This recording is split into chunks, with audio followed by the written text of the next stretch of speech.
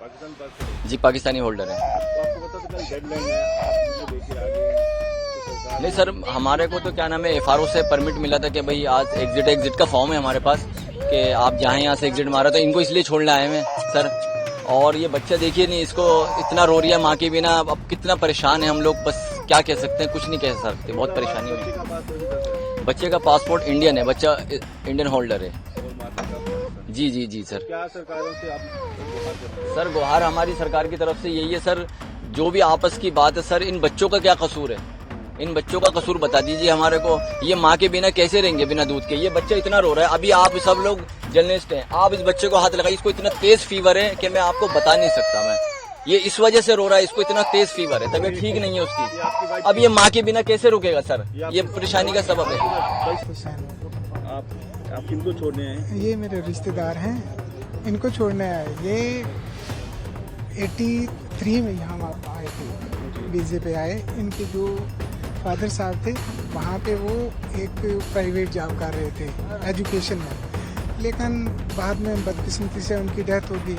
भाई था उनका, उनकी डेथ हो गई, फिर ये बेसहारा रह गई। अब इनकी माँ थी, वो भी एज थी। अब उन्होंने फैसला लिया कि हम वापस चलते हैं। उन्होंने पासपोर्ट बनवाया और वो सीधा यहाँ चले आए, क्योंकि यहाँ उनके समझो दूसरे जो है ना वो कज़न वो यहाँ रहते थे, क्योंकि हमारा पूरा ख़ानदान वो यहीं का है, क्योंकि इनके जितना ख़ानदान है वो यहीं का है। अब जो ननिहाल हो गया, दुधिहाल हो गया, समझते हो ना इस बात को? इनके वोटर कार्ड, आधार कार्ड सब बने हुए हैं यहाँ के। हाँ, वो सब बने हुए हैं। कितने सालों से वोट डाल रहे हैं? जब इलेक्शन होता है, इलेक्शन में समझो इलेक्शन जो पार्लियामेंट्री इलेक्शन होता है या असेंबली इलेक्शन होता है, उसमें तो वोट डाले जाते हैं। हम तो उसके भी तामील करते हैं।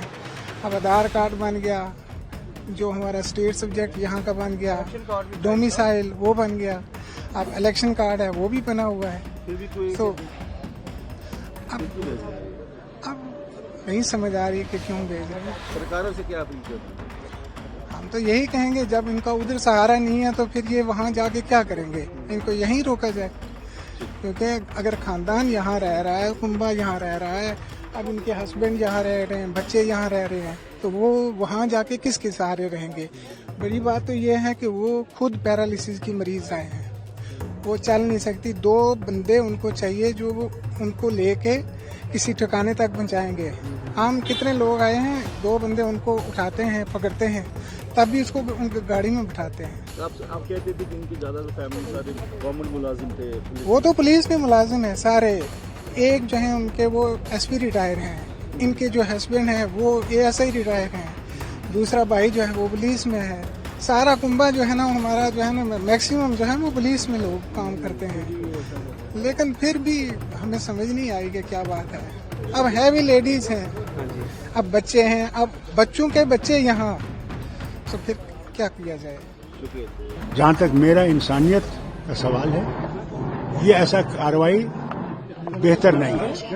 ये इंसानियत के खिलाफ है। वो यहाँ 70 साल से रह रही थी, या 25 साल से रह रही थी, या 5 साल से रह रही थी, वो यहाँ थे, उसके बच्चे यहाँ थे, पढ़ते थे, उन्हें हिंदुस्तान को कोई जख्म नहीं दिया, बल्कि हिंदुस्तान को कबूल किया। तो इससे कोई नतीजे अच्छे नहीं होते।